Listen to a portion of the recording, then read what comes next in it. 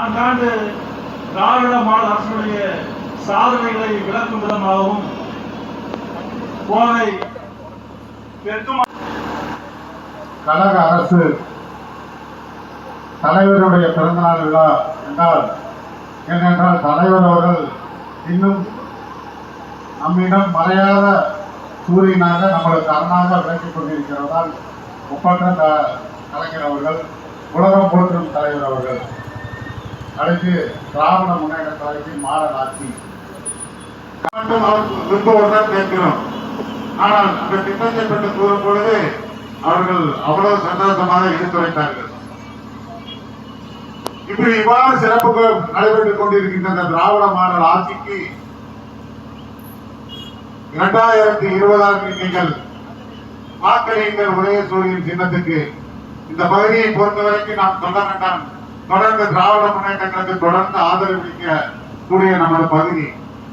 அதனால்தான் எல்லாரும் சொல்லுவாங்க, கோயம்புத்தூர் சென்னை கடுத்து திருச்சி தான் 2வது நகரமாக. நம்ம 10 தொகுதியை அதிமுக வெற்றி அமைச்சர் எம்எல்ஏக்கள் சும்மா இருந்தாலும் கூட மாண்புமிகு அமைச்சர் செந்தில் பாலாஜி அவர்களுடைய முயற்சியில் எண்ணற்ற திட்டங்கள், நேரன் அவர்கள் முயற்சியில் பல பெரிய திட்டங்கள் இன்னும் 2 ஆண்டுகள் கழித்து பார்க்க பலன் எவ்வளவு கிடைக்கும் என்பதை 3 குடிநீர் திட்டங்களை கொண்டு வந்தார்கள். பில்லூர் 1 வருது, பில்லூர் 3 வருகிறது. அதே போல ஆரியார் குடிநீர் திட்டம் வந்து கொண்டிருக்கிறது இந்த குறிச்சி நகரத்துக்கு. அதே போல அத்தனை சாலை பணிகள் எல்லாம் மேற்கொள்ளப்பட்டுள்ளது. இன்று 2வது நகரம் மாநகரம் திருச்சி இருந்ததாக போய் இன்று 2வது மாநகரம் கோவையை உருவாக்கியதான் எந்த எம்எல்ஏவில் ஆன கோவையை அண்ணன் தளபதி அவர்கள் உருவாக்கி கொடுத்து ஒரு மாபெரும் 2வது தமிழ்நாட்டின் மாநகரம் உருவாக்கி தொழில் மட்டுமல்ல, விவசாயம் மட்டுமல்ல, அனைத்து தொழில்களும் சிறப்பாக வளம் பெறுவதற்கு எண்ணற்ற காரியங்களை செய்து கொடுத்தார்கள். சுவையே மரகத மணியே மாணிக்க சுடரே மண்பதை விளக்கே என்றெல்லாம் அழைத்தாலும் தமிழே உன்னை தமிழ் என்று அழைப்பதில் நான் பெருமை கொள்கிறேன் என கூறி தமிழுக்கு செம்மொழி அந்தஸ்து பெற்று தந்து குமரிமுனையிலே ஐயன் வள்ளுவனுக்கு வான்புகழ் வள்ளுவனுக்கு வானுயர சிலை அமைத்து கொடுத்து வங்கக்கடலோரம் தூயில் கொண்டிருக்கும் என் சிங்க தலைவன் முத்தமிழறிஞர் டாக்டர் கலைஞர் அவர்கள் இருக்கும் திசை நோக்கி வணங்கி மாண்புமிகு தமிழ்நாட்டின் முதல்வர் திராவிட மாடல் நாயகர் கழக தலைவர் அவர்களை வணங்கி மாண்புமிகு தமிழ்நாட்டின் துணை முதல்வர் எதிரிகளுக்கு அரணாகவும் கழகத்திற்கு அரணாகவும் என்னை போன்ற இளம் பேச்சாளர்களுக்கெல்லாம் நிழலாகவும் இருந்து கொண்டிருக்கும் இளம் தலைவர் அவர்களை வணங்கி இந்த குறிச்சி பகுதி என்றாலே எனக்கு 2 விஷயங்கள் ஞாபகத்திற்கு வரும். ஒன்று, முத்தமிழறிஞர் டாக்டர் கலைஞர் அவர்களால் உருவாக்கப்பட்ட சிட்கோ தொழிற்பேட்டை. மற்றொன்று, குறிச்சி என்றாலே அது என்றைக்குமே திராவிட முன்னேற்ற கழகத்தினுடைய கோட்டை. 2006ஆம் ஆண்டு சட்டமன்ற தேர்தல் திராவிட முன்னேற்ற கழகம், காங்கிரஸ் கட்சி, பாட்டாளி மக்கள் கட்சி, இந்திய கம்யூனிஸ்ட் கட்சி, மார்க்சிஸ்ட் கம்யூனிஸ்ட் கட்சி, இந்தியன் யூனியன் முஸ்லீம் லீக் இன்னும் பல கட்சிகள் இணைந்து அந்த தேர்தல் களத்தை திராவிட முன்னேற்ற கழகத்தின் தலைமையிலே சந்திக்கிறார்கள்.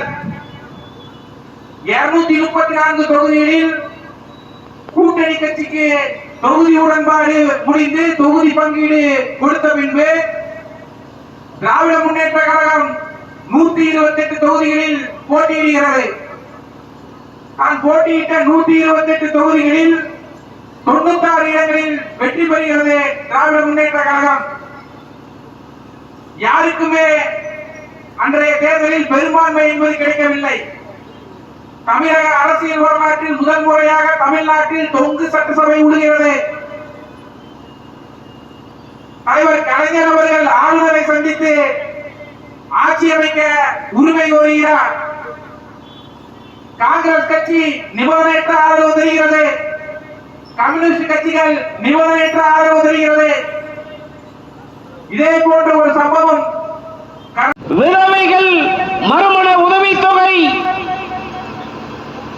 மாற்றுத்திறனாளிகளுக்காக உதவிகள், திருநங்கைகள் நலவாரியம், பேருந்துகள் செல்ல முடியாத இடத்திற்கு நகரத்தையும் கிராமத்தையும் இணைப்பதற்கு மினி பேருந்து வசதி திட்டம், வண்ண தொலைக்காட்சி பட்டி திட்டம், 10வது வரைக்கும் பெண்கள் தாய்மார்கள் படித்திருந்தீர்கள் என்று சொன்னால் உங்களுக்கு திருமண உதவி தொகையாக அன்றைக்கே தலைவர் கலைஞர் அறிவித்த திட்டம் 25,000 ரூபாயும் 4 கிராம் தங்க நாணயமும். அதே பெண் பட்ட படிப்பை படித்திருந்தார் என்று சொன்னால் 50,000 ரூபாயும் 8 கிராம் தங்கமும்.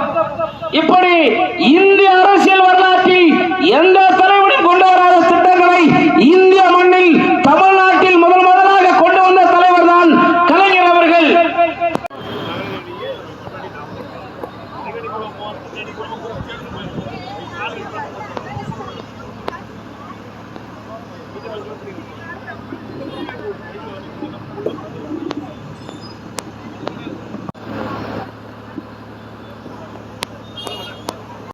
Hey, sir.